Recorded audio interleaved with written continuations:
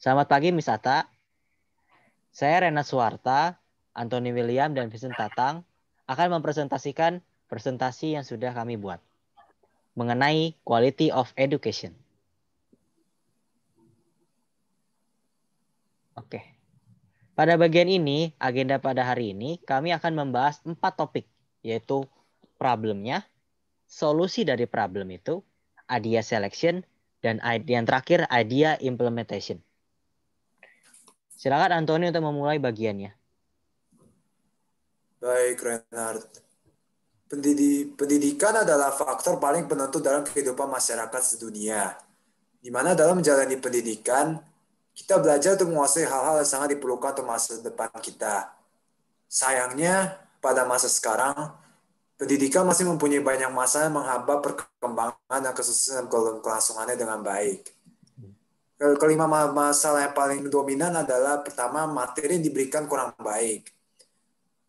Walaupun sekarang sudah banyak perkembangan, kurikulum pendidikan di Indonesia masih belum sepadan dengan negara lain karena belum dapat mengimbangkan teori dengan praktik yang merupakan kunci kesuksesan pendidikan. Masih banyak sekolah dan universitas setelah menekankan kepada murid untuk menguasai teori lebih daripada praktik, sehingga menyebabkan banyak lulusan dunia pendidikan kebingungan dan kewalahan saat waktunya untuk mereka terjun ke dunia masyarakat.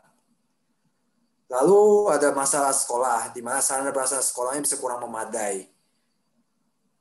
Di Indonesia masih belum tersebar rata sarana-sarana dibutuhkan untuk membuat sekolah benar-benar berkualitas, terutama di daerah-daerah terpencil, di mana sebagian besar bukan cuma tidak mempunyai laboratorium kayak sekolah-sekolah di kota, tapi bahkan tidak tahu menggunakan teknologi sama sekali. Ini tentu saja sangat mengganggu dan menyulitkan para guru untuk menyampaikan materi kepada murid, terutama materi-materi yang memerlukan teknologi dan eksperimen.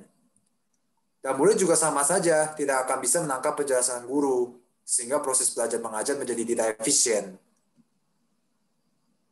Lalu biaya pendidikan yang mahal. Semuanya memang berhak untuk menjadi orang yang terdidik, sesuai yang dikatakan oleh hak asasi manusia. Tapi tidak semua orang mempunyai ekonomi yang cukup untuk membayar biaya pendidikan.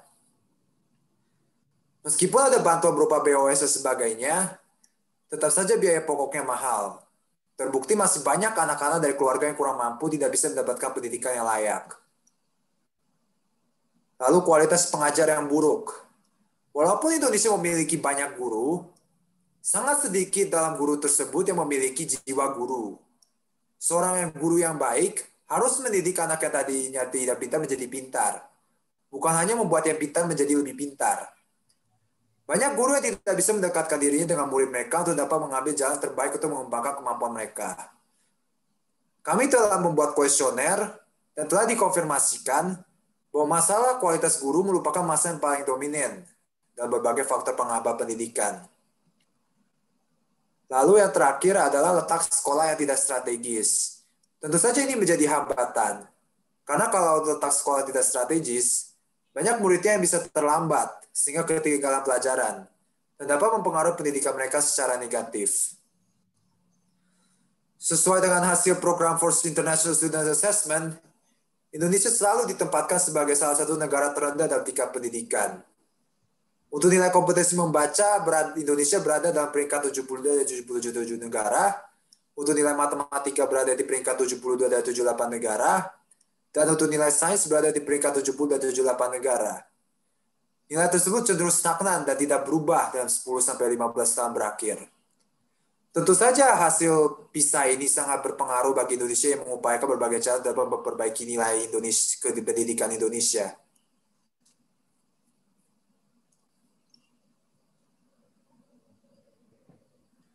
Salah satu contoh dari masalah pendidikan di Indonesia adalah dalam seorang anak yang bernama Riko, siswa kelas SD kelas 6 di Desa Sukamaju. Setiap hari, ia harus menyeberangi sungai dengan seutas tali untuk menuju ke sekolahnya. Bukan hanya itu, keadaan di sekolahnya sendiri memprihatinkan. Dengan genteng sekolah yang bocor, gedung sekolah yang rusak, bahkan ada beratap, dan ketersediaan guru yang masih sangat terbatas. Semua ini disebabkan karena tidak ada pengajar yang mau menetap karena daerah sekolah sangat terpelosok. Semua masalah ini sangat mengganggu konsentrasi Riko saat pembelajaran persiapan ujian nasional bulan depan.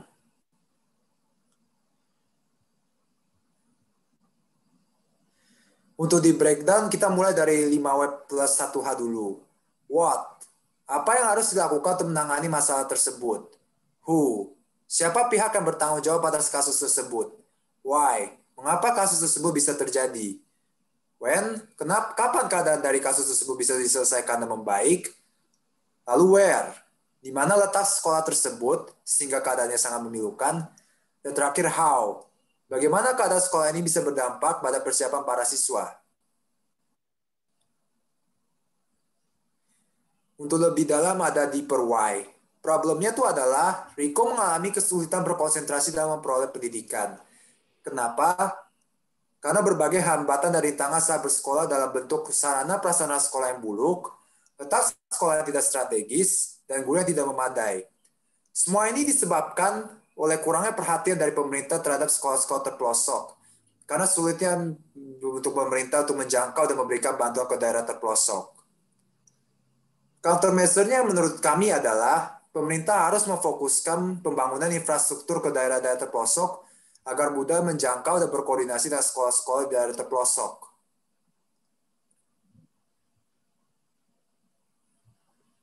Yang terakhir adalah break the box menjadi 4.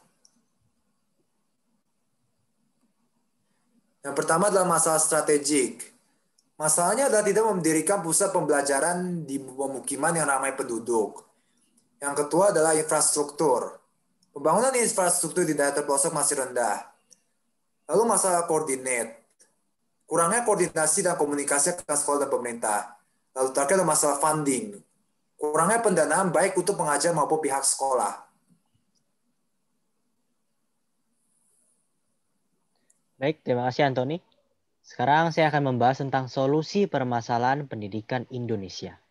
Setelah kami melakukan riset, kami menemukan 6 solusi yang dapat menjadi solusi permasalahan pendidikan di Indonesia. Yang pertama adalah melakukan pemerataan pendidikan. Pemerintah harus berupaya meratakan pendidikan di Indonesia dari kota ke desa dengan membangun sarana dan prasarana pendidikan di sekolah-sekolah pedesaan sesuai kebutuhan. Yang kedua, perombakan kurikulum dengan meneladani luar negeri. Solusi ini adalah solusi meningkatkan kualitas pendidikan dengan mengambil inspirasi dari sistem pendidikan negara lain yang tentunya memiliki sistem pendidikan yang lebih berkualitas dan maju. Yang ketiga adalah melakukan program EducLife. Apa itu program EducLife? Program EducLife adalah inovasi dan terobosan yang sedang kami upayakan, yang mana program pembelajaran ini menitik beratkan kepada kerjasama dan kemampuan pemimpin di mana siswa diminta aktif dengan cara menjadi mentor dengan teman sekolahnya. Cara keempat atau solusi keempat yaitu melakukan mogok sekolah. Hal ini dilakukan sebagai tindakan protes agar pemerintah bisa mendengarkan aspirasi siswa. Yang kelima adalah melakukan pemberdayaan warga di bidang pendidikan. Warga diminta ikut andil untuk peningkatan pendidikan dengan cara menjadi narasumber atau guru pembimbing. Agar selain bisa belajar teori, siswa juga bisa mengenal dan belajar bagaimana situasi dan kondisi pada kehidupan nyata. Dan yang terakhir, mensejahterakan kehidupan guru di daerah pelosok. Pemerintah juga berusaha untuk meningkatkan taraf hidup para guru agar kesejahteraan guru terpenuhi. Baik, semua sudah solusi kami temukan. Berarti sekarang adalah bagian dari idea selection untuk menseleksi ide-ide yang memiliki potensi-potensi yang baik. Bisa dilihat bahwa tabel atau idea box ini di mana ada pembagian di mana ada ide biasa, ide segar, non-visible atau realisasi atau tidak merealisasi atau realisasinya. Jadi, idea box ini berfungsi untuk memilah dan memilih ide-ide yang memiliki potensi-potensi yang bisa direalisasikan atau tidak, potensi idenya biasa saja atau sudah dilaksanakan, atau ide yang segar atau baru dilaksanakan. Jadi di sini Anda bisa lihat ke kolom wow. Apa itu wow? Wow adalah ide yang sangat segar atau belum dilaksanakan, atau ide yang baru di dalam dunia pendidikan yang bisa dilaksanakan, yaitu adalah ide melakukan program EduLife dan melakukan pemberdayaan warga di bidang pendidikan. Dan yang ke bawahnya ada now. Now itu adalah ide-ide yang sudah dilakukan atau ide yang sudah dilakukan tapi tidak menimbulkan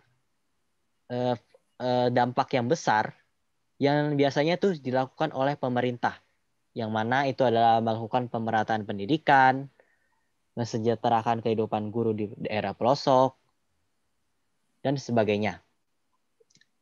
Yang ke kiri adalah no. No itu maksudnya idenya biasa aja, tapi tidak layak untuk direalisasikan. Yang dimana contohnya kita tahu semua itu melakukan mogok sekolah, mana hal itu tidak baik dan bisa merusak fasilitas sekolah.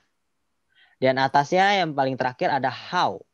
Ide yang mungkin bisa direalisasikan atau ide yang segar, tapi tidak bisa direalisasikan. Sorry, mohon maaf, saya ulang.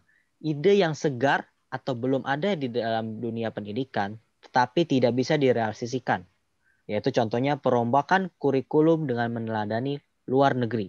Di mana solusi tersebut adalah solusi yang segar dan bagus, tetapi sulit untuk direalisasikan dan diterapkan ke pendidikan Indonesia. Oke, maka dari itu kami sudah mengambil 2 solusi terpenting, yaitu solusi WOW. Yaitu pertama untuk melakukan program EduLife, dan kedua melakukan pemberdayaan warga. Kami sudah merinci pro dan kontra dari kedua ide tersebut. Di mana melakukan program EduLife itu memiliki 3 pro. Yang pertama, mengembangkan kebersamaan antar siswa. Siswa lebih erat dan memiliki sifat-sifat teamwork yang kuat. Yang kedua adalah menanamkan sikap kepemimpinan antar siswa atau di setiap siswa. Dan yang terakhir, pembelajaran tidak hanya terpusat dari guru. Untuk melakukan pemberdayaan warga, kami menemukan 4 pro, di mana siswa dapat belajar dan menyesuaikan terhadap kondisi di dunia nyata, dapat menerapkan teori dan belajar pada ahlinya langsung, dan warga juga mengambil peran dalam perkembangan pendidikan. Dan yang terakhir, perkembangan akan lebih dinamis. Maka dari itu, kami sudah memutuskan dan menyimpulkan untuk mengambil ide atau solusi melakukan pemberdayaan warga untuk untuk presentasi kali ini. Oke. Silakan. Ide yang sudah terpilih adalah pemberdayaan warga. Kami merencanakan dan membuat list aktivitas yang akan kami lakukan untuk mencapai rencana kami. Yang pertama, membuat proposal rencana kami. Lalu meminta feedback kepada warga sekitar dan membuat prototipe. Pada bagian ini, kami merinci setiap aktivitas yang dilakukan guna memperjelas setiap waktu yang kami keluarkan. Di sini bisa dilihat time, budget, dan terms yang kita perlukan.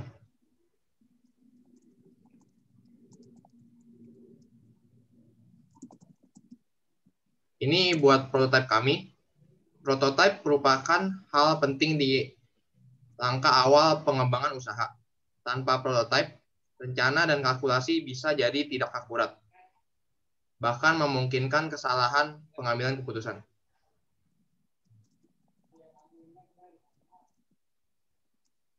Ini buat us feedback.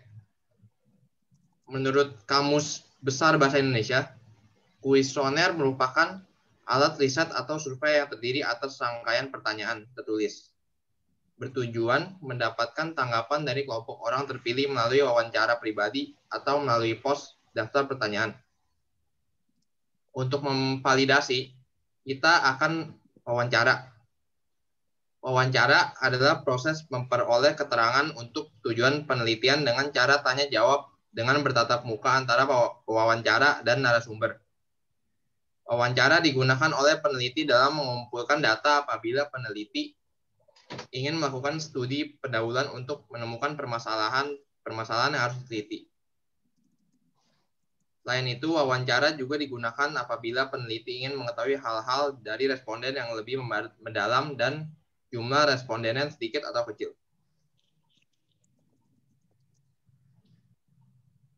Thank you. Terima kasih sudah mendengarkan presentasi kami.